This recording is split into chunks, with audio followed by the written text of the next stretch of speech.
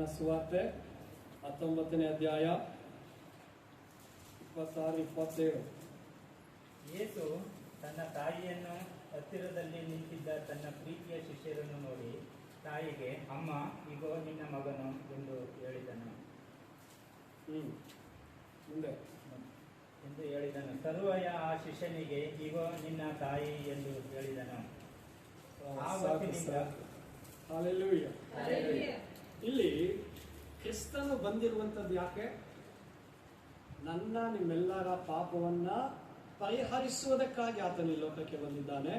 ಒಬ್ಬ ಮನುಷ್ಯನು ದೇವರಿಗೆ ಭಯಭಕ್ತಿ ಉಳ್ಳವನಾಗಿ, ದೇವರಲ್ಲಿ ಆಸಕ್ತಿ ಉಳ್ಳವನಾಗಿ, ದೇವರಿಗೆ ವಿಧೇಯನಾಗಿ, ದೇವರ ಚಿತ್ತಕ್ಕನುಗುಣವಾಗಿ ಹೇಗೆ ಜೀವಿಸಬೇಕೆಂಬುದಕ್ಕೆ ಮಾದರಿಯನ್ನು ತೋರಿಸುವುದಕ್ಕಾಗಿ ಕ್ರಿಸ್ತನು ಬಂದಿದ್ದಾನೆ. ಈಗ ಆತನು ಬಂದಂತೆಯೇ ಯಾವ ಪಾಪವನ್ನು ಮಾಡದೇನೆ ವಿಧೇಯನಾಗಿ ಜೀವಿಸ್ತಾ ಇದ್ದಾನೆ, ದೇವರ ಚಿತ್ತವನ್ನ ಅರಿತು ಜೀವಿಸ್ತಾ ಇದ್ದಾನೆ, ಪ್ರಾರ್ಥನೆಯಲ್ಲಿ ಜೀವಿಸ್ತಾ ಇದ್ದಾನೆ, ಆತನು ಪರಿಶುದ್ಧನಾಗಿ ಜೀವಿಸ್ತಾ ಇದ್ದಾನೆ. ಈಗ ಆತನ ಸೇವೆ ಮುಗಿಯುವಾಗ ಆತನ ಏನ್ ಮಾಡ್ತಾನೆ? ಕಲ್ವಾರಿ ಶಿಲುಬೆ ಮೇಲೆ ಎಲ್ಲರ ಪಾಪವನ್ನು ಹೊತ್ತುಕೊಂಡು ಬಲಿಯಾಗಿ ಆತನು ತನ್ನನ್ನು ತಾನು ಸಮರ್ಪಿಸಿಕೊಳ್ತಾ ಇದ್ದಾನೆ.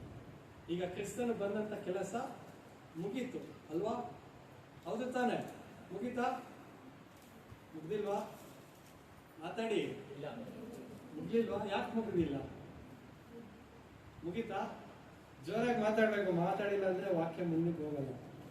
ಯಾಕೆ? ಕಾರ್ಯ ಮುಗಿತಾ? ಮುಗ್ದಿಲ್ವಾ? ಯೇಸು ಸ್ವಾಮಿ ಬಂದಿದ್ದ ಅದಕ್ಕೆ ತಾನೆ, ಪಾಪಗಳನ್ನ ಪರಿಹರಿಸುವುದಕ್ಕಾಗಿ ಬಂದನು. ಶಿಲುಬೆ ಮೇಲೆ ನಮ್ಮ ಎಲ್ಲರ ಪಾಪವನ್ನು ಹೊತ್ತುಕೊಂಡನು. ತಂದೆಯೇ ಅವನ್ನ ಕ್ಷಮಿಸು ಅಂತ ಹೇಳಿದ್ರು. ಮುಗೀತು ತಾನೆ? ಮುಗ್ದಿಲ್ವಾ? ಇನ್ನೇನ್ ಕೆಲಸ ಬಾಕಿ ಇದೆ?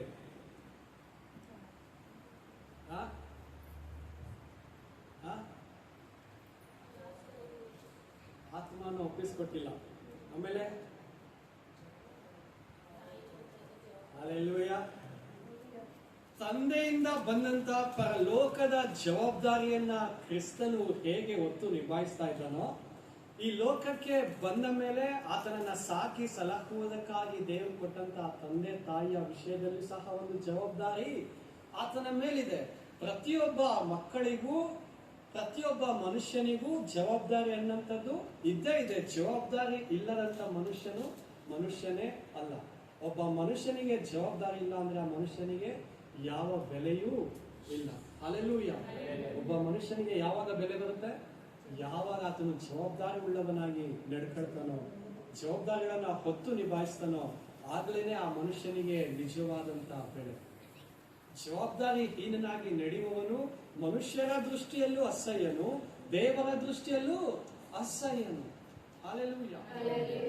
ಹಾಗಾದ್ರೆ ದೇವರು ಈ ವಿಷಯದಲ್ಲಿ, ಅಮ್ಮ ಇಗೋ ನಿನ್ನ ಮಗನು, ಮಗನೇ ಇಗೋ ನಿನ್ನ ತಾಯಿ ಎಂಬುದಾಗಿ ಹೇಳುವುದರ ಮೂಲಕವಾಗಿ ತನಗಿರುವಂತ ಲೌಕಿಕ ಜವಾಬ್ದಾರಿಯನ್ನು ಸಹ ಆತನ ಏನ್ ಮಾಡ್ತಾ ಇದ್ದಾನೆ? ಮಾಡಿ ಮುಗಿಸ್ತಾ ಇದ್ದಾನೆ.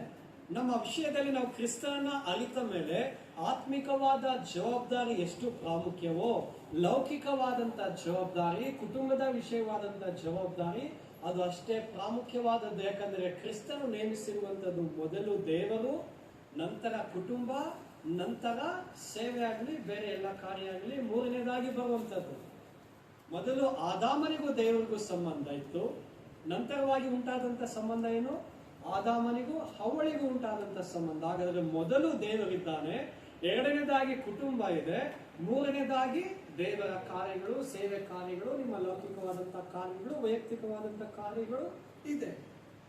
ಆದರೆ ನೀವು ನಿಮ್ಮ ವೈಯಕ್ತಿಕ ಕಾರ್ಯಗಳನ್ನ ಅಥವಾ ಸೇವೆ ಕಾರ್ಯಗಳನ್ನ ಕುಟುಂಬಕ್ಕಿಂತಲೂ ಮೊದಲನೇದಾಗಿ ಇಡ್ತಾ ಇದ್ದೀರಾ ಅಂತ ಅಂದ್ರೆ ನೀವು ಜವಾಬ್ದಾರಿಯಲ್ಲಿ ಏನಾಗ್ತಾ ಇದ್ದೀರಾ? ತಪ್ಪಿ ಹೋಗ್ತಾ ಇದ್ದೀರಾ. ಜವಾಬ್ದಾರಿಯಲ್ಲಿ ತಪ್ಪಿ ಹೋಗ್ತಾ ಇದ್ದೀರಾ. ಹಲ್ಲೆಲೂಯಾ. ಯಾಕೆಂತಂದ್ರೆ ಕುಟುಂಬವನ್ನ ನೇಮಿಸಿರುವಂತದ್ದು ದೇವರು. ಆ ಕುಟುಂಬದ ಜವಾಬ್ದಾರಿಯನ್ನು ಹೊರುವುದಕ್ಕಾಗಿ ಜವಾಬ್ದಾರಿಯನ್ನು ಕೊಟ್ಟಿರುವಂತದ್ದು ದೇವರು. ಪ್ರಥಮ ಸ್ಥಾನವನ್ನ ದೇವರಿಗೆ ಕೊಟ್ಟ ಮೇಲೆ ಕುಟುಂಬದ ಜವಾಬ್ದಾರಿಯನ್ನು ಎರಡನೇದಾಗಿ ನೀವೇನ್ ಮಾಡಬೇಕಾಗಿದೆ? ಹೊತ್ತು ನಿಭಾಯಿಸಬೇಕಾಗಿದೆ. ವಾಕ್ಯವನ್ನ ನೋಡೋಣ. 1 ತಿಮೋಥೆಯನಿಗೆ ಬರೆದ ಮೊದಲನೇ ಪತ್ರಿಕೆ 5ನೇ ಅಧ್ಯಾಯ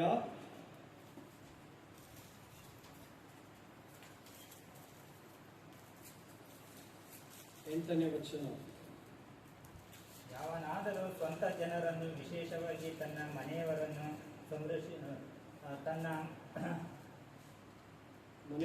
ಸಂರಕ್ಷಿಸದೆ ಹೋದರೆ ಅವನು ಕ್ರಿಸ್ತನಂಬಿಕೆಯನ್ನು ತಿರಸ್ಕರಿಸಿದವನು, ನಂಬದವನಿಗಿಂತ ಕಡೆಯಾದವನು ಆಗಿದ್ದಾನೆ. ಹಲ್ಲೆಲೂಯಾ. ಏನಂತೆ ವಾಕ್ಯ? ಯಾವನಾದರೂ ತನ್ನ ಸ್ವಂತ ಜನರನ್ನ, ವಿಶೇಷವಾಗಿ ತನ್ನ ಮನೆಯವರನ್ನ ಸಂರಕ್ಷಿಸದೆ ಹೋದರೆ ಅವನು ಕ್ರಿಸ್ತ ನಂಬಿಕೆಯನ್ನ ತಿರಸ್ಕರಿಸಿದವನು, ನಂಬದವನಿಗಿಂತ ಕಡೆಯವನು. ಅಂದ್ರೆ ಕ್ರಿಸ್ತನನ್ನ ನಂಬದೇ ಇರುವವನಿಗಿಂತ ಕಡೆಯವನಾಗಿದ್ದಾನಂತೆ. ಹಾಗಾದರೆ ಕುಟುಂಬವನ್ನ ರಕ್ಷಣೆ ಮಾರ್ಗದಲ್ಲಿ ಸಂರಕ್ಷಿಸಬೇಕು, ಲೌಕಿಕವಾಗಿಯೂ ಸಹ ಸಂರಕ್ಷಿಸಬೇಕು. ಇದು ಒಬ್ಬ ಮನುಷ್ಯನಿಗೆ ಅವನ ಮೇಲಿರುವಂತ ಜವಾಬ್ದಾರಿ. ನಿಮ್ಮ ಗಂಡಂದಿರು ಆ ಜವಾಬ್ದಾರಿಯನ್ನು ಹೊರ್ತಾ ಇಲ್ಲ ಅಂದ್ರೆ ಹೆಂಡತಿಯರಾಗಿ ನೀವು ಆ ಜವಾಬ್ದಾರಿಯನ್ನು ಹೊರಬೇಕು. ಹೆಂಡತಿಯರಾಗಿ ನೀವು ಜವಾಬ್ದಾರಿಯನ್ನು ಹೊರ್ತಾ ಇಲ್ಲ ಅಂದ್ರೆ ಗಂಡಂದಿರು ಆ ಜವಾಬ್ದಾರಿಯನ್ನು ಹೊರಬೇಕು. ಒಟ್ಟಿನಲ್ಲಿ ಕುಟುಂಬದಲ್ಲಿರುವಂತ ಒಬ್ಬರು ಆ ಜವಾಬ್ದಾರಿಯನ್ನ ಹೊತ್ತು ಕುಟುಂಬವನ್ನ ಸಂರಕ್ಷಿಸಬೇಕು. ಹಲ್ಲೆಲೂಯಾ. ಇಲ್ಲಿ ಕ್ರಿಸ್ತನು ತನ್ನ ತಾಯಿಯನ್ನ ಸಂರಕ್ಷಿಸುವಂತ ಜವಾಬ್ದಾರಿಯನ್ನು ಆತನ ತಲೆಯ ಮೇಲೆ ಆತನು ಹೊತ್ತವನಾಗಿದ್ದಾನೆ. ಈಗ ಪರಲೋಕದಿಂದ ಬಂದಂತ ಜವಾಬ್ದಾರಿಯ ಕೆಲಸವನ್ನು ಆತನು ಮಾಡುವವನಾಗಿದ್ದಾಗ್ಯೂ ತಾಯಿಯ ಮೇಲಿರುವಂತಹ ಜವಾಬ್ದಾರಿಯನ್ನ ಮರೆತು ಬಿಡದೆ ತನ್ನ ತಾಯಿಯನ್ನ ರಕ್ಷಿಸುವುದಕ್ಕೋಸ್ಕರವಾಗಿ, ಸಂರಕ್ಷಿಸುವುದಕ್ಕೋಸ್ಕರವಾಗಿ ಹೇಳ್ತಾ ಇದ್ದಾನೆ, ತಾಯಿ, ಅಮ್ಮ ಇಗೋ ನಿನ್ನ ಮಗನೇ ಇಗೋ ನಿನ್ನ ತಾಯಿ. ಹಾಗಾದರೆ ನಾವು ದೇವರ ದೃಷ್ಟಿಯಲ್ಲಿ ಯೋಗ್ಯರಾಗಿ ಕಂಡು ಬರಬೇಕಾದ್ರೆ ನಮಗೆ ಜವಾಬ್ದಾರಿ ಅನ್ನೋದು ಬಹಳ ಮುಖ್ಯ. ನಾವು ನಮ್ಮ ಕುಟುಂಬವನ್ನ ಸಂರಕ್ಷಿಸಬೇಕು, ಸೇವೆಯ ಜವಾಬ್ದಾರಿಯನ್ನು ಹೊರಬೇಕು. ಸೇವೆಯ ಜವಾಬ್ದಾರಿಯನ್ನು ಹೊರಬೇಕಂದ್ರೆ ಕುಟುಂಬದ ಜವಾಬ್ದಾರಿಯನ್ನು ಮೊದಲಾಗಿ ಹೊರಬೇಕು.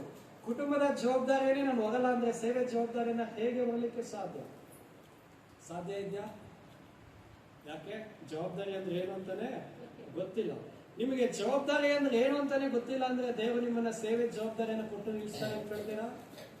ದೇವರು ನಿಮ್ಗೆ ವಿಶೇಷವಾಗಿ ಅಭಿಷೇಕಗಳನ್ನ ಕೊಟ್ಟು, ಅಧಿಕಾರಗಳನ್ನ ಕೊಟ್ಟು, ಬಪ್ಪ ಇಲ್ಲಿ ನಾನು ಬಹಳವಾಗಿ ಉಪಯೋಗಿಸ್ತೀನಂತಾರ?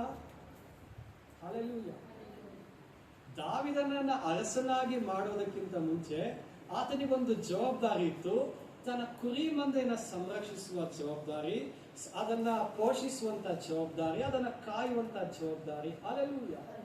ದೇವರು ಯಾರನ್ನೆಲ್ಲ ಆರಿಸಿಕೊಂಡಿದ್ದಾರೋ, ದೇವರು ಯಾರನ್ನೆಲ್ಲ ಅಭಿಷೇಕಿಸಿದ್ದಾರೋ ಅವರಿಗೆ ಒಬ್ಬೊಬ್ಬರಿಗೂ ಜವಾಬ್ದಾರಿ ಇತ್ತು. ಅಪೊಸ್ತಲರಿಗೆ ಜವಾಬ್ದಾರಿ ಇರಲಿಲ್ವಾ? 12 ಮಂದಿ ಶಿಷ್ಯರು ಒಬ್ಬೊಬ್ಬರು ಒಂದೊಂದು ಕೆಲಸವನ್ನ ಮಾಡ್ತಾ ಇದ್ರು. ಒಬ್ಬೊಬ್ಬರಿಗೂ ತಮ್ಮ ಕುಟುಂಬದ ಜವಾಬ್ದಾರಿ ಇತ್ತು. ಬೆಳಗಾನ ನಾವು ಮೀನ್ ಹಿಡಿಯಕ್ಕೆ ಹೋಗ್ಬೇಕಾಗಿತ್ತು, ರಾತ್ರಿ ಎಲ್ಲ ಪ್ರಯಾಸ ಪಡ್ಬೇಕಾಗಿತ್ತು. ಒಬ್ಬನು ಟ್ಯಾಕ್ಸ್ ಕಲೆಕ್ಟ್ ಮಾಡ್ಬೇಕಾಗಿತ್ತು. ಯೂದ ಆತನು ಬಿಸ್ನೆಸ್ ಕೌನ್ಸಿಲರ್ ಆಗಿದ್ದ. ಅವನು ಹೇಗೆ ಆತನು ಮಾತಾಡುವುದರಲ್ಲಿ ನಿಪುಣನಾಗಿ ಒಂದು ಬಿಸ್ನೆಸ್ ಅನ್ನು ಹೇಗೆ ಇಂಪ್ರೂವ್ಮೆಂಟ್ ಮಾಡಬೇಕು, ಅಥವಾ ಬಿಸ್ನೆಸ್ ಮಾಡುವ ಮಧ್ಯದಲ್ಲಿ ಮಧ್ಯವರ್ತಿಯಾಗಿ ಹೇಗೆ ಕಾರ್ಯ ಮಾಡಬೇಕು, ಎಲ್ಲವನ್ನ ಅರಿತವನಾಗಿದ್ದ. ಪ್ರತಿಯೊಬ್ಬೊಬ್ಬರಿಗೂ ಒಂದೊಂದು ಜವಾಬ್ದಾರಿ ಇತ್ತು. ನಿಮ್ಮ ಜೀವಿತದಲ್ಲಿ ಜವಾಬ್ದಾರಿ ಇದೆಯಾ? ಜವಾಬ್ದಾರಿ ಉಳ್ಳವರಾಗಿದ್ದೀರಾ? ಹಲ್ಲೆಲೂಯಾ. ನಿಮಗೆ ಜವಾಬ್ದಾರಿ ಇಲ್ಲ ಅಂದ್ರೆ ದೇವರು ನಿಮ್ಮನ್ನು ಉಪಯೋಗಿಸಿಕೊಳ್ಳಲಿಕ್ಕೆ ಸಾಧ್ಯ ಇಲ್ಲ. ನೀವು ಪ್ರಯೋಜನಕ್ಕೆ ಬಾರದವರಾಗಿದ್ದೀರಾ. ಪ್ರಯೋಜನಕ್ಕೆ ಬಾರದವರಾದ ನಿಮ್ಮನ್ನ ದೇವರು ಉಪಯೋಗಿಸಬೇಕಂದ್ರೆ ನಿಮಗೆ ಜವಾಬ್ದಾರಿ ಬಹಳ ಮುಖ್ಯ. ಸೇವೆಯಲ್ಲಿ ಉಪಯೋಗ ಆಗ್ಬೇಕಂತ ಬಹಳ ಆಸೆನ ಎಲ್ಲರಿಗೂ ಇದೆಯಾ? ಆಸೆ ಇದೆಯಾ? ಆಸೆ ಇದೆ ಅಂದ್ರೆ ಜವಾಬ್ದಾರಿಯನ್ನು ಹೊರಿ. ನಿಮ್ಮ ಕುಟುಂಬದ ಜವಾಬ್ದಾರಿಗಳನ್ನ ಹೊರಬೇಕು, ತಂದೆ ತಾಯಿಯ ಜವಾಬ್ದಾರಿಗಳನ್ನ ಹೊರಬೇಕು, ಮಕ್ಕಳ ಜವಾಬ್ದಾರಿಯನ್ನ ಹೊರಬೇಕು. ಅನೇಕರಿಗೆ ಜವಾಬ್ದಾರಿ ಅಂದ್ರೇನೆ ಭಯ. ಯಾವಾಗ ಈ ಜವಾಬ್ದಾರಿಗೆ ಬೇರೆ ಯಾರ್ದಾರು ಎಗ್ಲಿಗೆ ಹಾಕ್ಬಿಟ್ಟು ಓಡೋಗೋಣ ಅಂತ ಇರ್ತಾರೆ. ಮಕ್ಕಳು ಜವಾಬ್ದಾರಿ ಹೋಗ್ಬೇಕು. ಅಯ್ಯೋ ನಾನೇ ಕೊರಲಿ, ನೀನೇ ತಾನೇ ಅಮ್ಮ, ನೀನೇ ತಾನೇ ಎತ್ತಿರೋದು, ನೀನೇ ತಾನೇ ಸಾಕ್ತಾ ಇರೋದು, ಆ ಜವಾಬ್ದಾರಿ ಏನೈತೆ ಎಲ್ಲ ನೀನೇ ಮಾಡು. ಮನೆ ಜವಾಬ್ದಾರಿ ಅಂತ ತಕ್ಷಣ ಭಯ. ಅಯ್ಯಯ್ಯೋ ನಮ್ ಕೈಲಾಗಲ್ಲ, ನೀನು ಕೆಲ್ಸಕ್ಕೆ ಹೋಗು. ಕೆಲ್ಸಕ್ಕೆ ಹೋದ್ಮೇಲೆ ಎಲ್ಲಾ ಸಾಲ ನೀನೇ ತೀರ್ಸು. ಜನ ಎಲ್ಲ ಅವಮಾನ ಮಾಡ್ತಾರ, ಅವ್ರ ಮುಂದೆ ನಿಂತ್ಕೊಂಡು ನೀನೇ ಮಾತಾಡು. ನಾನೇನ್ ಮಾಡ್ತೀನಿ, ಮನೆಯೊಳಗಡೆ ಸೈಲೆಂಟ್ ಆಗಿ ಇರ್ತೀನಿ. ಇಲ್ಲ ಜನ ಯಾರು ಬರ್ತಾವ್ರೆ ಅಂದ್ರೆ ಹೊರಗಡೆ ಎಲ್ಲಾದ್ರೂ ನಾನು ಹೋಗ್ಬಿಟ್ಟು ಬರ್ತೀನಿ. ಯಾಕೆ? ಅವಮಾನವನ್ನ ಕೇಳುವಂತ ಆ ಒಂದು ಮನಸ್ಥಿತಿ ನನಗಿಲ್ಲ. ಇಂಥ ಜವಾಬ್ದಾರಿ ನನಗೆ ಬೇಕಾಗಿಲ್ಲ. ಜವಾಬ್ದಾರಿಯಿಂದ ಬರುವಂತ ಹಿಂಸೆ ನನಗೆ ಬೇಕಾಗಿಲ್ಲ. ಆ ಜವಾಬ್ದಾರಿಯಿಂದ ಬರುವಂತ ಹಿಂಸೆ ನಿನಗೆ ಇರಲಿ, ಈ ಜವಾಬ್ದಾರಿನ ನೀನೇ ಬರುವಂತ. ಈ ರೀತಿಯಾಗಿ ಜವಾಬ್ದಾರಿಯಿಂದ ತಪ್ಪಿಸಿಕೊಳ್ಳುವ ಮನಸ್ಸು ನಮ್ಗಿದ್ರೂ ಸಹ ನಾವು ದೇವರಿಂದ ಸೇವೆ ಜವಾಬ್ದಾರಿಗಳನ್ನು ಹೊರಲಿಕ್ಕೆ ಸಾಧ್ಯ ಇಲ್ಲ. ದೇವರ ರಾಜ್ಯದಲ್ಲಿ ಉಪಯೋಗಿಸಲಿಕ್ಕೆ ಸಾಧ್ಯ ಇಲ್ಲ. ಯಾಕೆ? ಜವಾಬ್ದಾರಿಯನ್ನ ಹೊರುವ ಮನಸ್ಸು ನಮ್ಗಿಲ್ಲ. ನನಗೆ ಜವಾಬ್ದಾರಿ ಇದೆ ಅಂತ ಹೇಳ್ಕೊಂಡು ನಾನು ಏನ್ ಮಾಡ್ತಾ ಇದ್ದೇನೆ? ನಾನು ಇಷ್ಟ ಬಂದಂಗೆ ನಾನು ಜೀವಿಸ್ತಾ ಇದ್ದೇನೆ, ಊರು ತಿರುಗ್ತಾ ಇದ್ದೇನೆ. ಜವಾಬ್ದಾರಿಯಿಂದ ಬರುವಂತ ಒಂದು ಭಾರ ನನಗೆ ಬೇಕಾಗಿಲ್ಲ. ಜವಾಬ್ದಾರಿಯಿಂದ ಬರುವಂತ ಒಂದು ಹಿಂಸೆ ಬೇರೆ ನನಗೆ ಬೇಕಾಗಿಲ್ಲ. ಜವಾಬ್ದಾರಿಯಿಂದ ಬರುವಂತ ಅವಮಾನ ನನಗೆ ಬೇಕಾಗಿಲ್ಲ. ಜವಾಬ್ದಾರಿಯಿಂದ ನಾನು ಕಷ್ಟಪಡೋದು ಬೇಕಾಗಿಲ್ಲ. ಆದ್ರೆ ಏನಾಗ್ಬೇಕು? ಬಹಳ ಗೌರವ ನನಗೆ ಸಿಗ್ಬೇಕು. ನೋಡಿದಾಗೆಲ್ಲ ಇದು ಬಹಳ ಜವಾಬ್ದಾರಿಯುಳ್ಳ ಮನುಷ್ಯ ಅಂತ ಅನ್ಕೊಳ್ಬೇಕು. ಇಂಥವರಾಗಿದ್ದರೆ ದೇವರು ನಮ್ಮನ್ನ ಯಾವತ್ತೂ ಉಪಯೋಗಿಸಲಿಕ್ಕೆ ಸಾಧ್ಯ ಇಲ್ಲ. ಇಂಥವರಾಗಿದ್ರೆ ನಾವು ಜನರ ಮುಂದೆ, ದೇವರ ವಾಕ್ಯ ಹೇಳ್ತದೆ, ಇಗೋ ಅನ್ಯ ಜನರ ಮೇಲೆ ನಿಮ್ಮನ್ನ ತಲೆಯನ್ನಾಗಿಡ್ತಾನೆ. ತಲೆಯಾಗಿರ್ಲಿಕ್ಕೆ ಸಾಧ್ಯನೇ ಇಲ್ಲ. ಯಾವತ್ತೂ ಬಾಲವಾಗಿನೇ ಇರಬೇಕು. ಆದರೆ ಜವಾಬ್ದಾರಿಯನ್ನ ಹೊರುವ ಮನಸ್ಸು, ಎಲ್ಲ ಪರಿಸ್ಥಿತಿಗಳಲ್ಲೂ, ಎಲ್ಲ ಹಿಂಸೆಯಲ್ಲೂ, ಎಲ್ಲ ಸಂಕಟದಲ್ಲೂ ನಾನು ಜವಾಬ್ದಾರಿಯನ್ನು ಹೊತ್ತೇನೆ, ನನ್ನ ಕುಟುಂಬವನ್ನು ನಾನು ಸಂರಕ್ಷಿಸ್ತೇನೆ ಅನ್ನೋ ಮನಸ್ಸು ನಮ್ಗಿರುವುದಾದರೆ, ಆ ಜವಾಬ್ದಾರಿಯ ಮನಸ್ಸನ್ನ ನೋಡಿ ದೇವರು ಇವನು ಇಷ್ಟು ಜವಾಬ್ದಾರಿಯುಳ್ಳ ಮನುಷ್ಯನಾಗಿದ್ದಾನೆ ಅಂದ್ರೆ ಸೇವೆ ಜವಾಬ್ದಾರಿಯನ್ನು ಕೊಟ್ಟರೆ ಏನ್ ಮಾಡ್ತಾನೆ? ನಂಬಿಗಸ್ತನಾಗಿ ಆತನ ಈ ಜವಾಬ್ದಾರಿಯನ್ನು ಮಾಡ್ತಾನೆ. ದೇವರ ಮುಂದೆ ನೀವು ನಂಬಿಗಸ್ತರಂತ ತೋರಿಸ್ಬೇಕಾ? ದಿನ ಬೆಳಿಗ್ಗೆ ಎದ್ದು ಪ್ರಾರ್ಥನೆ ಮಾಡಿದ್ರೆ ಸಾಕಾಗಲ್ಲ. ನಾನು 3 ಗಂಟೆಗೆ ಪ್ರಾರ್ಥನೆ ಮಾಡ್ತೀನಿ, 4 ಗಂಟೆಗೆ ಪ್ರಾರ್ಥನೆ ಮಾಡ್ತೀನಿ, ಯಾವ ಪ್ರಯೋಜನನೂ ಇಲ್ಲ. ದೇವರ ಮುಂದೆ ನೀವು ನಂಬಿಗಸ್ತರಾಗಿ ತೋರಿ ಬರ್ಬೇಕಂದ್ರೆ ಜವಾಬ್ದಾರಿಯನ್ನ ಹೊರುವವರಾಗಿ ಇರಬೇಕು. ಜವಾಬ್ದಾರಿ ಹೊರುವ ಮನಸ್ಸು ನಮಗಿರಬೇಕು. ಇಲ್ಲಿ ಕ್ರಿಸ್ತನು ಸೇವೆ ಜವಾಬ್ದಾರಿಯನ್ನ ಮಾತ್ರ ಪ್ರಾಮುಖ್ಯವಾಗಿ ಆತನು ನೋಡ್ತಾ ಇಲ್ಲ. ನಮ್ಮ ಪಾಪಗಳನ್ನ ಕ್ಷಮಿಸುವ ಜವಾಬ್ದಾರಿಯನ್ನ ಮಾತ್ರ ಆತನು ಪ್ರಾಮುಖ್ಯವಾಗಿ ನೋಡ್ತಾ ಇಲ್ಲ. ಆತನಿಗೆ ಇನ್ನೊಂದು ಜವಾಬ್ದಾರಿ ಇದೆ. ಅದು ತನ್ನ ತಾಯಿಯ ವಿಷಯವಾದಂತಹ ಜವಾಬ್ದಾರಿ. ಅದು ಲೌಕಿಕ ವಿಷಯವಾದಂತಹ ಜವಾಬ್ದಾರಿ, ತನ್ನ ತಾಯಿಯನ್ನ ಸಂರಕ್ಷಿಸುವಂತ ಜವಾಬ್ದಾರಿ. ಹಾಗಾದ್ರೆ ನಮಗೆ ನಮ್ಮ ಕುಟುಂಬದ ವಿಷಯದಲ್ಲೂ ಜವಾಬ್ದಾರಿ ಇರಬೇಕು, ಸೇವೆ ವಿಷಯದಲ್ಲೂ ಜವಾಬ್ದಾರಿ ಇರಬೇಕು. ನನಗೆ ಸೇವೆ ಬಹಳ ಇದೆ ಅಂತ ನನ್ನ ಕುಟುಂಬದ ಜವಾಬ್ದಾರಿನ ಬಿಡಕ್ಕಾಗಲ್ಲ. ಕುಟುಂಬ ಜವಾಬ್ದಾರಿ ಜಾಸ್ತಿ ಇದೆ ಅಂತ ಸೇವೆ ಜವಾಬ್ದಾರಿಯನ್ನ ಬಿಡಕ್ಕೆ ಸಾಧ್ಯ ಇಲ್ಲ. ಎರಡರ ಜವಾಬ್ದಾರಿಯನ್ನು ನಾವೇನ್ ಮಾಡಬೇಕಾಗಿದೆ? ಸಮವಾಗಿ ಹೊತ್ತು ನಿಭಾಯಿಸಬೇಕಾಗಿದೆ. ಅಲ್ಲೆಲ್ಲೂಯ್ಯ. ಈ ಜವಾಬ್ದಾರಿಯ ಮನಸ್ಸು ನಮ್ಗಿರುವುದಾದ್ರೆ ನಾವು ದೇವರ ಮುಂದೆ ಏನ್ ಮಾಡ್ತೇವೆ? ನಂಬಿಗಸ್ತರಾಗಿ ಕಂಡು ಬರ್ತೇವೆ. ಆಗ ದೇವರು ನಮ್ಮನ್ನ ಉನ್ನತ ಸ್ಥಾನಕ್ಕೆ ಕಳಿಸ್ತಾರೆ. ಯೋಸೇಫನು ಗುಂಡಿಯಲ್ಲಿ ಬಿದ್ದಿದ್ದ, ಅಲ್ಲಿಂದ ಗುಲಾಮನಾಗಿ ಹೋದ. ಅಲ್ಲಿ ಆ ಗುಲಾಮನಿಗೆ ಇರಬೇಕಾದಂತ ಜವಾಬ್ದಾರಿ ಆತನನ್ನ ಸರಿಯಾಗಿ ಹೊತ್ತು ನಿಭಾಯಿಸ್ತಾ ಇದ್ದಾನೆ. ಆ ಜವಾಬ್ದಾರಿಯಿಂದ ಆತನು ನಂಬಿಗಸ್ತನಾಗಿ ಕಂಡು ಬರ್ತಾ ಇದ್ದಾನೆ. ಈಗ ಏನಾಗ್ತಾ ಇದೆ? ಪ್ರಮೋಷನ್ ಸಿಗ್ತಾನೆ. ಪ್ರಮೋಷನ್ ಸಿಕ್ಕದ ಮೇಲೆ ಜವಾಬ್ದಾರಿ ಏನಾಗಿದೆ? ಜಾಸ್ತಿ ಆಗಿದೆ. ಆ ಜವಾಬ್ದಾರಿನ ಸಹ ಆತನು ಹೊರ್ತಾ ಇದ್ದಾನೆ, ನಂಬಿಗಸ್ತನಾಗಿ ಕಂಡು ಬರ್ತಾ ಇದ್ದಾನೆ. ಈಗ ಆತನನ್ನ ದೇವರು ತಿರುಗಿ ಆತನನ್ನ ಮೇಲಕ್ಕೆತ್ತುತ್ತಾ ಇದ್ದಾರೆ. ಹಾಗಾದ್ರೆ ದೇವರು ನಿಮ್ಮನ್ನ ಉನ್ನತಕ್ಕೆ ಏರಿಸಬೇಕಂದ್ರೆ ಅರ್ಥ ಏನು? ಜವಾಬ್ದಾರಿ ಜಾಸ್ತಿ ಆಗ್ತಾ ಇದೆ ಅಂತ. ಎಲ್ಲಿ ಜವಾಬ್ದಾರಿ ಜಾಸ್ತಿ ಆಗ್ತಾ ಇದೆಯೋ ಅಲ್ಲಿ ನೀವು ಉನ್ನತಕ್ಕೆ ಏರಿಸಲ್ಪಡ್ತಾ ಇದ್ದೀರಾ ಅಂತ ಅರ್ಥ. ಹಲ್ಲೆಲೂಯಾ. ನಾವು ಸೇವೆಗೆ ಬರುವಾಗ ದಿನ ಬಂದು ಕಸ ಗುಡಿಸ್ಬೇಕಾಗಿತ್ತು, ಚಾಪೆ ಹಾಸ್ಬೇಕಾಗಿತ್ತು. ಕಸ ಗುಡಿಸುವುದು, ಚಾಪೆ ಹಾಸುವುದಿಗೆ ಏನಾಗಿದೆ? ನನ್ನ ಜವಾಬ್ದಾರಿ ಇದೆ. ಅನೇಕ ಬಾರಿ ಅಮ್ಮನೂ ನನ್ನ ಜೊತೆ ಬಂದು ಕಸ ಗುಡಿಸಿ ಚಾಪೆ ಹಾಸಿದ್ದಾರೆ. ಅನೇಕ ಬಾರಿ ಹರ್ಷನಪ್ಪ ಅಮ್ಮನೂ ಬಂದು ಸಹಾಯ ಮಾಡಿದ್ದಾರೆ. ಅನೇಕ ಬಾರಿ ಸಭೆ ಮಕ್ಕಳು ಬಂದಿದ್ದಾರೆ. ಆದ್ರೆ ಮೋಸ್ಟ್ ಆಫ್ ದ ಟೈಮ್ ನಾನೇ ಬಂದು ಮಾಡ್ತಾ ಇದ್ದೆ. ಈಗ ಕಸ ಗುಡಿಸುವುದು, ಚಾಪೆ ಹಾಸುವಂತದ್ದು ಆ ಜವಾಬ್ದಾರಿ. ಆ ಜವಾಬ್ದಾರಿನ ಸರಿಯಾಗಿ ನಾನು ಹೊತ್ತು ನಿಭಾಯಿಸ್ತಾ ಇದ್ದೇನೆ. ಆ ಜವಾಬ್ದಾರಿಯಿಂದ ದೇವರ ದೃಷ್ಟಿಯಲ್ಲಿ ಏನಾಗ್ತಾ ಇದ್ದಾನೆ? ನಂಬಿಗಸ್ತನಾಗಿ ಕಂಡು ಬರ್ತಾ ಇದ್ದಾನೆ. ಈಗ ದೇವರು ಏನ್ ಮಾಡ್ತಾ ಇದ್ದಾರೆ? ಉನ್ನತ ಸ್ಥಾನಕ್ಕೆ ಕರ್ಕೊಂಡು ಬರ್ತಾ ಇದ್ದಾರೆ. ನಾನು ಉನ್ನತ ಸ್ಥಾನ? ಅಮ್ಮನ ಜೊತೆಯಲ್ಲಿ ಎಲ್ಲಾ ಕಡೆಗೆ ಸೇವೆಗೆ ಹೋಗ್ಬೇಕು. ಕೆಲಸ ಮಾಡ್ತಾ ಇದ್ದೆ. ಆ ಕೆಲಸದಲ್ಲಿ ಫ್ರೀ ಇದ್ದಾಗ ಅಮ್ಮನ ಕರ್ಕೊಂಡೋಗಿ ಸೇವೆಗೆ ಬಿಟ್ಬಿಟ್ಟು ಬರೋದು, ಸೇವೆಯಿಂದ ತಿರುಗಿ ಕರ್ಕೊಂಡು ಮನೆಗೆ ಬರುವಂತದ್ದು, ಈ ರೀತಿಯಾದಂತ ಕೆಲಸ. ಈಗ ಆ ಜವಾಬ್ದಾರಿಯನ್ನು ಏನ್ ಮಾಡ್ಬೇಕು? ಸರಿಯಾಗಿ ಹೊತ್ತು ನಿಭಾಯಿಸ್ಬೇಕು. ಈಗ ಆ ಜವಾಬ್ದಾರಿಯಲ್ಲಿ ನಾನು ನಂಬಿಗಸ್ತನಾಗಿ ಕಂಡು ಬಂದ ನಿಮಿತ್ತ ದೇವರಿಗೆ ತಿರುಗಿ ನನಗೆ ಜವಾಬ್ದಾರಿಯನ್ನು ಅಧಿಕ ಮಾಡ್ತಾ ಇದ್ದಾರೆ. ಏನಾ ಜವಾಬ್ದಾರಿ? ನಿಮ್ಮನ್ನೆಲ್ಲ ವಾಕ್ಯದಲ್ಲಿ ಉಪದೇಶಿಸುವಂಥದ್ದು. ಹಾಗಾದ್ರೆ ನಿಮಗೆ ಜವಾಬ್ದಾರಿ ಹೆಚ್ಚಾಗ್ತಾ ಇದೆ ಅಂದ್ರೆ ನಿಮಗಿರುವಂತ ಸ್ಥಾನಮಾನಗಳು ಅದು ಉನ್ನತ ಸ್ಥಾನಕ್ಕೆ ಹೋಗ್ತಾ ಇದೆ ಅಂತ ಅರ್ಥ. ಹಾಲೆಲೂಯಾ. ದೇವರು ನಿಮ್ಮನ್ನು ಉನ್ನತಕ್ಕೆ ಸ್ಥಾನಕ್ಕೆ ಏರಿಸಬೇಕಾ? ಎಷ್ಟು ಜನಕ್ಕೆ ಆಸೆ ಇದೆ ನಾನು ಉನ್ನತವಾಗಿರ್ಬೇಕು, ಆಶೀರ್ವಾದವಾಗಿರ್ಬೇಕು? ಇಲ್ವಾ? ಯಾರಿಗೂ ಇಲ್ವಾ? ಅನೇಕ ಹೇಳ್ತಾರೆ ನಾನು ಹಿಂಗೆ ಇರ್ತೀನಿ, ಕಸ ಗುಡಿಸ್ಕೊಂಡೇ ಇರ್ತೀನಿ, ತಟ್ಟೆ ತೊಳ್ಕೊಂಡೇ ಇರ್ತೀನಿ, ಅಡಿಗೆ ಮನೆಯಲ್ಲೇ ಇರ್ತೀನಿ.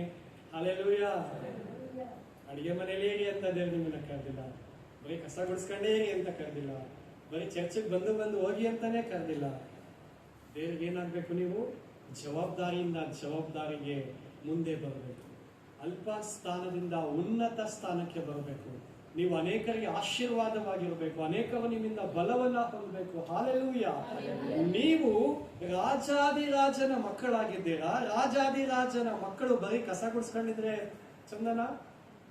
ಏನಾಗ್ಬೇಕು? ಮನೆಯಲ್ಲಿ ಮಕ್ಕಳು ಇರ್ತಾರೆ. ಈಗ ನಮ್ಮ ಅಪ್ಪನಿಗೆ ಒಂದು ಒಳ್ಳೆ ಬಿಸ್ನೆಸ್ ಇದೆ, ನಾನು ಚಿಕ್ಕವನಾಗಿದ್ದೇನೆ ಅಂದ ತಕ್ಷಣ ನಮ್ಮ ಅಪ್ಪ ನನಗೆ ಆ ಬಿಸ್ನೆಸ್ ಜವಾಬ್ದಾರಿ ಕೊಡ್ತಾರ? ಕೊಡಲ್ಲ. ಮನೆ ಕೆಲಸ ಮಾಡ್ಕೊಂಡಿರ್ಬೇಕು, ಸಣ್ಣ ಪುಟ್ಟ ಕೆಲಸ ಮಾಡ್ಕೊಂಡಿರ್ಬೇಕು.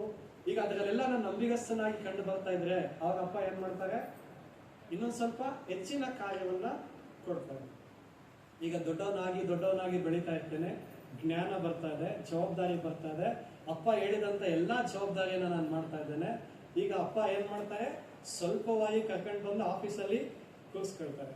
ನೋಡಪ್ಪ, ಇದು ನನ್ನ ಆಫೀಸು, ಇದು ನನ್ನ ಬಿಸ್ನೆಸ್ಸು, ಸ್ವಲ್ಪ ದಿನ ಸುಮ್ಮನೆ ಜೊತೆಲಿ ಬಂದು ಕುತ್ಕೋ. ಹೌದು ತಾನೆ? ಈಗ ಜೊತೆಲಿ ಬಂದು ಕುತ್ಕೊಂಡ ಮೇಲೆ ಏನ್ ಮಾಡ್ಬೇಕು? ಏನ್ ಕೆಲಸ ಮಾಡ್ತಾರೆ ಅಪ್ಪ, ಯಾರೆಲ್ಲ ಬರ್ತಾರೆ, ಯಾರೆಲ್ಲ ಹೋಗ್ತಾರೆ, ಏನ್ ಜವಾಬ್ದಾರಿ ಇದೆ ಅದನ್ನೆಲ್ಲ ನೋಡಿ ಕಲಿಬೇಕು. ಆಮೇಲೆ ಆ ಫೈಲ್ ತಗೊಂಡ್ ಬಾ, ಈ ಫೈಲ್ ತಗೊಂಡ್ ಬಾ, ಅವ್ರನ್ನ ಹೋಗಿ ಮೀಟ್ ಮಾಡು, ಇವ್ರನ್ನ ಹೋಗಿ ಮೀಟ್ ಮಾಡು. ಹಲ್ಲೆಲೂಯಾ. ಕೊನೆಗೆ ಏನಾಗುತ್ತೆ? ಆ ಜವಾಬ್ದಾರಿಗಳಲ್ಲಿ ನಾನು ಯೋಗ್ಯನಾಗಿ ಕಂಡ ಮೇಲೆ ಈಗ ಈತನ ಈ ಕುರ್ಚಿಯಲ್ಲಿ ಕೂರಲಿಕ್ಕೆ ಯೋಗ್ಯನಾಗಿದ್ದಾನೆ ಅಂತ ಹೇಳಿ ಆ ಜವಾಬ್ದಾರಿಯಲ್ಲಿ, ಆ ಉನ್ನತ ಸ್ಥಾನದಲ್ಲಿ ಕೂರಿಸ್ತಾನೆ. ಹಾಗೆಲ್ಲ ಬಂದು ಏನ್ ಮಾಡ್ತಾರೆ? Sir good morning, sir good evening. Hallelujah. ನಿಮ್ಮನ್ನ ನೋಡಿ ನೀವು ಯೇಸು ಸ್ವಾಮಿ ಮಕ್ಕಳಲ್ವಾ, ಬನ್ನಿ ಕುತ್ಕೊಳ್ಳಿ ಅನ್ಬೇಕು ಹೊತ್ತು. ಬರ ಇಲ್ಲಿ, ಬಾರ ಇಲ್ಲಿ. ಹಲ್ಲೆಲೂಯಾ. ಚಂದನ?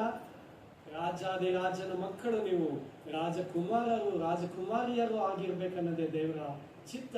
ಹಾಗಾದ್ರೆ ನೀವು ಆ ರೀತಿಯಾಗಿ ಆ ಸ್ಥಾನಕ್ಕೆ, ಉನ್ನತ ಸ್ಥಾನಕ್ಕೆ ಬರಬೇಕಂದ್ರೆ, ಉನ್ನತವಾದಂತ ಗೌರವಕ್ಕೆ ನೀವು ಪಾತ್ರರಾಗಿರ್ಬೇಕಂದ್ರೆ ಜವಾಬ್ದಾರಿಯನ್ನ ಹೊರುವ ಮನಸ್ಸು ನಿಮ್ಗೆ ಇರಬೇಕು. ಜವಾಬ್ದಾರಿಯನ್ನ ಹೊರುವ ಮನಸ್ಸಿದ್ರೆ ಸಾಕಾಗಲ್ಲ, ಆ ಜವಾಬ್ದಾರಿಯನ್ನ ಹೊತ್ತು ನಡಿಬೇಕು. ಸಣ್ಣ ಸಣ್ಣ ಜವಾಬ್ದಾರಿಗಳಲ್ಲೂ ಯೋಗ್ಯರಾಗಿ, ನಂಬಿಗಸ್ತರಾಗಿ ಕಂಡು ಬರಬೇಕು. ಜವಾಬ್ದಾರಿ ಹೆಚ್ಚಾಗ್ತಾ ಇದೆ ಅಂದ್ರೆ ಆ ಜವಾಬ್ದಾರಿ ಯಾವಾಗ ಹೆಚ್ಚಾಗುತ್ತೆ ಅಂದ್ರೆ, ಹೆಚ್ಚಿನ ಜವಾಬ್ದಾರಿಯನ್ನ ಹೊರುವುದಕ್ಕೆ ನೀವು ಯಾವಾಗ ಶಕ್ತರಾಗಿದ್ದೀರಾ, ಬಲವುಳ್ಳವರಾಗಿದ್ದೀರಾ ಅಂತ ಗೊತ್ತಾಗುತ್ತೋ ಆಗ್ಲೇನೆ ಹೆಚ್ಚಾಗುತ್ತೆ. ಸೃಜನ್ ಕರ್ಕೊಂಡ್ಬಂದು ನಾನು ನಮ್ಗೆ 1-2 kg ಏನೋ ಕೊಡ್ತೀನಿ, ಎತ್ಕೊಂಡು ಹೋಗ್ತಾನೆ. ಈಸಿಯಾಗಿ ಎತ್ಕೊಂಡು ಹೋಗ್ತಾನೆ ಅಂತ ಗೊತ್ತಾದ್ರೆ ಏನ್ ಮಾಡ್ತೀನಿ? ಇನ್ನೇ 2 kg ಕೊಡ್ತೀನಿ. ಯಾಕೆ? ಈಗ ನನಗೆ ಗೊತ್ತಾಗಿದೆ ಆ 4 kg ಹೊತ್ಕೊಂಡು ಹೋಗೋಷ್ಟು ಶಕ್ತಿ ಅವನಿಗೆ ಇದೆ ಅಂತ. ಹಾಗಾದ್ರೆ ದೇವರು ನಿಮ್ಗೆ ಹೆಚ್ಚಿನ ಜವಾಬ್ದಾರಿ ಯಾವಾಗ ಕೊಡ್ತಾರೆ ಅಂದ್ರೆ, ಆ ಜವಾಬ್ದಾರಿನ ಹೋಗುವಷ್ಟು ಬಲಶಾಲಿಗಳು ನೀವಾಗಿದ್ದೀರಾ ಅಂತ ಗೊತ್ತಾಗುವ. ಹಾಗಾದ್ರೆ ದೇವರು ಹೇಳ್ತಾ ಇದ್ದಾರೆ, ಅಮ್ಮ ಇಗೋ ನಿನ್ನ ಮಗನು, ಮಗನೇ ಇಗೋ ನಿನ್ನ ತಾಯಿ ಅಂತ. ಅಂದ್ರೆ ತನಗಿರುವಂತ ಸೇವೆ ಜವಾಬ್ದಾರಿಯನ್ನ ಆತನು ಮರಿತಾ ಇಲ್ಲ, ತನಗಿರುವಂತ ಕುಟುಂಬದ ಜವಾಬ್ದಾರಿಯನ್ನ ಆತನು ಮರಿತಾ ಇಲ್ಲ. ನಾವು ಸಹ ನಮ್ಮ ಮೇಲಿರುವಂತ ಜವಾಬ್ದಾರಿಯನ್ನ ಮರೆಯದೆ, ನಮ್ಮ ಮೇಲಿರುವಂತ ಎಲ್ಲಾ ಜವಾಬ್ದಾರಿಯನ್ನ ಸರಿಯಾಗಿ ಹೊತ್ತು ನಿಭಾಯಿಸಬೇಕೆಂಬುದಾಗಿ ದೇವರು ಮಾತನಾಡ್ತಾ ಇದ್ದಾರೆ. ಹಲ್ಲೆಲೂಯಾ.